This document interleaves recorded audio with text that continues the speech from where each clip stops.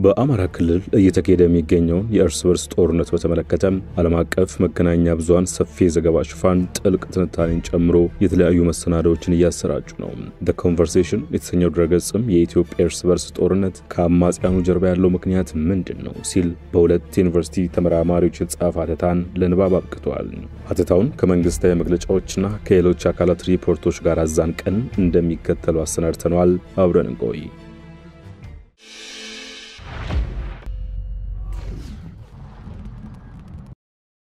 ሐተታው ኢትዮጵያ በፌደራል መንግስቱ ጸጥታ አካላትና ፋኖ ኃይሎች መካከል በሚካሄደው የእርስ በርስ ጦርነት ተሰንጋ ተይዛለች በማለት ይጀምራል። በአማራ ክልል የግጭት የተቀሰቀሰው ደም አፋሳሹ ሰሜን ኢትዮጵያ ጦርነት በጥቅምት 2015 ከተቋጨ አንድ ዓመት እንኳን በቅጡ ሳይሞላው ነው። የአማራ ክልል ግጭት በሚያዝያ 2015 ዓ.ም እንደፈነዳ የሚያስታውሰው ጽሑፉ በሐምሌ ግን የክልሉን ዋና ከተሞችን ወደ መቆጣጠር የተሻገረ በሙሉ አቅም ወደሚደረግ የትጥቅ ትግል አድጓል ይላል። እንደ The Conversation ሆነ ግጭቱ ከተቀሰቀሰበት ጊዜ አንስቶ እስካሁን ከ100,000 በላይ ሰዎች ተፈናቅለዋል። 4.7 ሚሊዮን ህፃናት ከትምህርት ውጪ ሆነዋል እያለ ይቀጥላል። በግጭቱ ምክንያት የሚሞቱት ሰዎች አሃዝ በከፍተኛ ቁጥር እያሻቀበ መሆኑን የሚገልጸው ሐተታው መጋቢት 2017 ዓ.ም የመንግስት ጸጥታ ኃይሎች ከ300 በላይ የፋኖ ታጣቂዎችን ገድለናል ማለታቸውን አስታውሷል። በእርግጥ ሐተታው በሚሰራጭበት ሰሞን እስካሁን ከመንግስት በኩል ማረጋገጫ ባይሰጥበትም በሰሜን ጎጃም ዞን ሜጫ ወረዳ ብራቃት ከተማና በአካባቢ በሚገኙ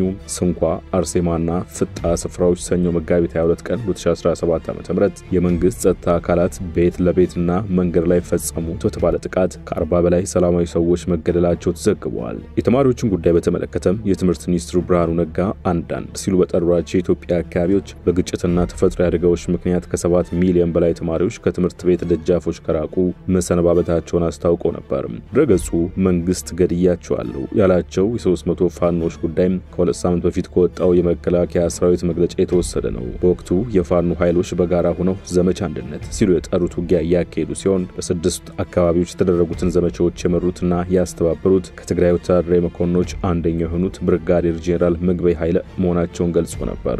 መንግስት ከ300 በላይ የፋኖ ታጣቂዎችን ገድያለው ቢልም በአንጻሩ የፋኖ ኃይሎችም ከ500 በላይ የፌደራል መንግስት ጸጥታ ኃይሎችን መግደላቸውን ለሚቀርቧቸው መገናኛ ብዙሃን ተናግረው ነበር። ወደ ተመራማሪዎቹ መለስ እንዲህ በማለት ይቀጥላሉ። እኛ ትኩረታችንን በአማራ ያደረግን የንዑስ ብሔርተኝነት የማህበራዊ ንቅናቄዎችና አመጾችን የምናጠና ተመራማሪዎች ነን ይላሉ። በፋኖና በኢትዮጵያ ባለው የፖለቲካ ስርዓት ላይ አድርገናል ባሉት ጥናት መሰረት በአማራ ክልል እየተካሄደ ላለው በትጥቅ የታገዘ ግጭት 3 መንስኤዎች መኖራቸውን ያመለክታሉ። በአግባቡ ያልተመራውና ከ2010 እስከ 2012 ዓ.ም የቆየው የፖለቲካ ሽግግር የሰሜን ኢትዮጵያው ጦርነት ያስከተለው ውድቀትና መሬት ያረገጠው ሰላም ፍለጋ ናቸው ይላሉ። ቀዳሚው መንስኤን በተመለከተ ማብራሪያቸውን ሲያስቀምጡ ትንተናቸውን የሚጀምሩት ኢህአዴግን በማስታወስ ነው። ተመራማሪዎቹ ከአራት ግንባሮች የተዋቀረው ኢህአዴግ ከ1983 ከ2010 ዓ.ም በህወሓት የበላይነት መዝለቁን ያስታውሳሉ።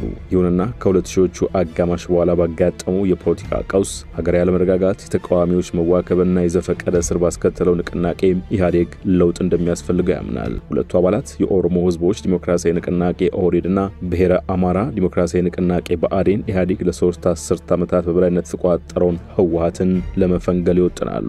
ይህንን የሚያደርጉት ከ2008 እስከ 2010 ዓ.ም የቀጠለውን የወጣቶች አመጽ ተጠቅመው ነበር። ቀድሞ ጠቅላይ ሚኒስትር ኃይለማርያም ደሳለኝ በገዛ ፍቃዳቸው ስልጣን ለቀቅ ያለው ማለታቸውን ተከትሎ ሁለቱ ፓርቲዎች አብይ አህመድ ወደ ስልጣኑ እንዲወጡ አቀነባብረዋል ይላሉ።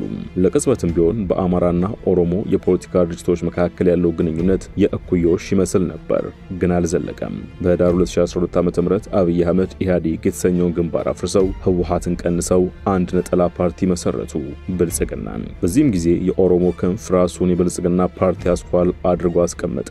ቁልፍ የፖለቲካና ኢኮኖሚያዊ ስፍራዎችን ተቆጣጠረ። ይህ የኢትዮጵያን መዲና አዲስ አበባን እስከ መቆጣጠር ይደርሳል ሲሉ ይቀጥላሉ ተመራማሪዎቹ። ይህንን አካሄድ የተቹ የአማራ መሪዎች ታስረዋል አሊያም ከሀገር ወጥተዋል የሚለው ሐተታው ወቅቱ ከብልጽግና መመስረት አስቀድመው የክልሉ ፕሬዝዳንት የነበሩት አምባቸው መኮንን ሰኔ 2011 ዓ.ም መገደላቸውን ያስታውሳል። ወደ ወደ አዲስ አበባ ለመግባት የሚሞክሩ የአማራ ተወላጆች ወከባ፣ እገታና እስር በየዕለቱ የሚያጋጥማቸው ልማድ ሆነ ሲልም ይቀጥላል።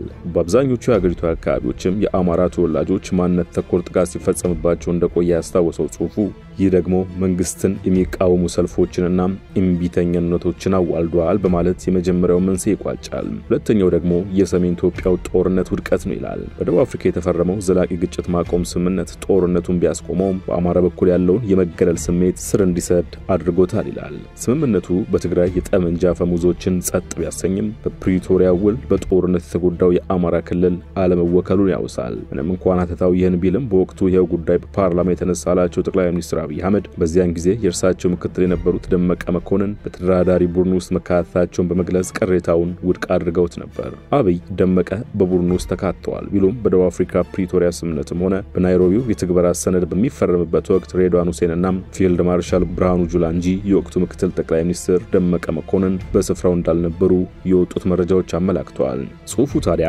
በስምምነቱ አማራ አለመወከሉ ከትግራይ ክልል ጋር በይገባኛል የሚወዛገቡባቸው በተለይም የወልቃይት አካባቢ መጻኢ ጣፋንታ ላይ ጥርጣሬ እንዲፈጠር አስችሏል ባይ ናቸው ተመራማሪዎቹ። በእንቅርት ላይ እንዲሉ ደግሞ በሚያዝያ 2015 ዓ.ም የፌደራል መንግስት የክልል ልዩ ኃይል አደረጃጀቶችን ወደ መደበኛ ጸጥታ መዋቅር ስር ማካተት የሚለው ውሳኔውን በአማራ ክልል ጀመረ። ይሁንና ይህ የመንግስት ውሳኔ ያልተፈቱ የወሰን ይገባኛል ችግሮች ላሉበት ወደ ሀገሪቱ ዋና ከተማ ትገባም ተብሎ ለሚከለከለው አማራ የሚዋጥ አልነበረም የሚሉት ተመራማሪዎቹ እንዲያውም ውሳኔው የአማራ ክልል የመከላከል አቅምን ለማዳከም በሚል እንደተላለፈ መመሪያ ተደርጎ ተወሰደ በማለት ይቀጥላሉ። በተጨማሪም በአጎራባች ትግራይ ክልል 200,000 ገደማ ትጥቅ ያልፈታ ተዋጊ ባለበት አማራን ማስፈታት ለጥቃት የተጋላጭነት ስሜትን ፈጥሯል ባይ ናቸው። ህዝባዊ ተቃውሞዎች ከመንግስት ጸጥታ ኃይሎች ጋር ወደ መጋጨት አመራ። ግጭቶቹም በፋኖ ወደሚመሩ አመጾች ተሸጋገሩ ይላሉ። የተለያዩ የፋኖ አደረጃጀቶች የአማራን ህዝብ ጥቅሞች ከማስጠበቅ እስከ ህገ መንግስታዊ ለውጦች ብሎም የፌደራሉ መንግስት ከማስወገድ የተለጠጠ ግብ አላቸው ሲሉም መረዳታቸውን አስፍረዋል። በርግጥ ጠቅላይ ሚኒስትር አብይ አህመድ መጋቢት 11 ቀን 2017 ዓ.ም በነበራቸው የፓርላማ ውሎ 4 ኪሎ የሚል ልምምድ በስቷል ሲሉ መወረፋቸው አይዘነጋም። እንደ ተመራማሪዎቹ ከሆነ ሶስተኛው መንስኤ ባዶ የሰላም ጥሪዎች ናቸው።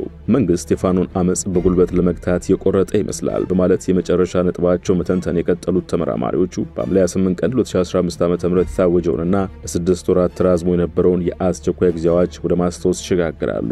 የአስቸኳይ ጊዜ አዋጅ በይፋ ቢጠናቀቅም አንዳንድ ዕቀባዎች ግን መቀጠላቸውን ገልጸዋል። የክልሉ መዲና ባህር ዳርን ጨምሮ በዋና ዋና የክልሉ ከተሞች ሰዓት እላፊ ገደብ መጣሉን ያወሳሉ። ለአመጹ በመንግስት በኩል የተወሰዱ ያሉት የአጸፋ ምላሾች የተንተራሱት የሀገር መከላከያ ሰራዊትና ድሮኖች ላይ ነው ሲሉም ይቀጥላሉ።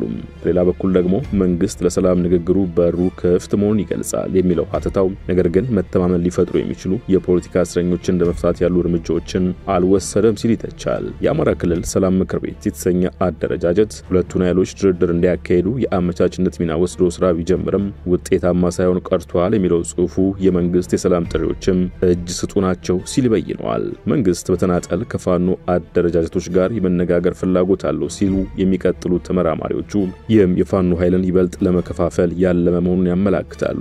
ሀተታው ይህን ቢልም ጠቅላይ ሚኒስትር አብይ አህመድ ግን ወቀሳውን አይቀበሉትም። ከሁለት ሳምንት በፊት በነበራቸው የፓርላማ ውሎ ንግግሮች መኖራቸውን አምነው ይህ ግን የሚደረገው ሰላም ለማምጣት መሆኑን ማመላከታቸው አይዘነጋም። ከኦነጎችም አማራ ክልል አካባቢ ካሉ እንቀሳቀሱ ኃይሎችም ድርድሮች ነበሩ። በነገራችን ላይ በአማራም በኦሮሚያም በየትኛውም ጎጥ ያለ የጎበዝ አለቃ በየትኛውም ጎጥ ያለ በግራም በቀኝ ይደራደራል። እኔ አይደለሁም እሱ ነው ይላል እንጂ ሲወጣ ይደራደራል። ሁለቱ ተመራማሪዎች ዘለቅ ያለ ትንታኔያቸውን የሚቋጩት መፍትሄ በመጠቆም ሲሆን እሱም ሐቀኛ የሆነ የሰላም ንግግር እንዲደረግ ከእጅ ስጡ ወደ ጤናማ ድርድር መሸጋገር ወሳኝ መሆኑን በማመልከት ነው። ለዚህ እንደመነሻ እንዲሆን የታሰሩ የአማራ አክቲቪስቶችን፣ ጋዜጠኞችን፣ የአካዳሚ ሰዎችንና ፖለቲከኞች መፍታቱን ይላሉ። ከሁለት ሳምንት በፊት በነበረው የፓርላማ ውሎ የአብኑ እንደራሴ ደሳለኝ ጫኔ ታሰሩትን ሰዎች በተመለከተ ለጠቅላይ ሚኒስትሩ ጥያቄ ቢያነሱም አብይ አህመድ ለዚህ በሰጡት ምላሽ ግን ሰዎቹ የታሰሩት መንግስትን ለመጣል በማሴራቸው እንጂ ሐሳባቸውን በመግለጻቸው አይደለም፣ እንደዛ ቢሆንማ እርሶም አይቀርልዎትም ነበር ሲሉ መናገራቸው ይታወሳል። እርሶ እዚህ ፓርላማ አካባቢ ከመቅረቡ በፊት የዚህ ፓርላማ አባል ነበርኩኝ። ቅድም እንዳደረጉት አይነት ግላጭ ስድብ አይፈቀድም ፓርላማ ውስጥ። ነበርንበት እናቀዋለን ሰው በንግግሩ የሚታሰር ከሆነ ጦረኛ ግጭት ጨማቂ ጆሮ የሌለው ከሚል በላይ ስድብ ምን አለ እዚህ ፍለፊታችን ሆነው እየተሳደቡ እንኳን ካልታሰሩ ሰው በንግግሩ ብቻ አይታሰርም ማለት ነው ጦረኛ ግጭት ጨማቂ ጆሮ አልቦች ካሉ በኋላ ልክ እናስገባችኋለን በትጥቅ በሁለት ሳምንት 4 ኪሎ እንገባለን ቢጨምሩበት ግን እርሶም አይቀርሉት ነበር ተመራማሪዎቹ ምክረ ሐሳባቸውን ሲቀጥሉ የፌደራሉ መንግስት ባለብዙ ወገን ሁሉንም ኃይሎች ታጣቂዎች ሲቪል ማህበራት የማህበረሰብ መሪዎች በአገር ውስጥና በውጭ ያሉ ተቃዋሚዎችን ያካተተ ድርድር እንዲካሄድ ማድረግ አለበት ይላሉ ካልሆነም በትግራይና ኦሮሚያ ክልሎች ከዚህ ቀደም እንደተደረገው የተናጠል ድርድር አንድም ልክ በኦሮሚያ እንደሆነው ጦርነቱን አያስቆመውም አንድም በትግራይ ሊሆን እንደተሰጋው አዲስ ጦርነት ሊያዋልድ ይችላል ሲሉ አሳስበዋል ወደ ሸገር ታይምስ ተከታታዮች ለዛሬ ያስተናዳላችሁ ጥንቅር በዚሁ ተቋጭቷል ስለተከታተላችሁን አመሰግነን ጤና ይስጥልን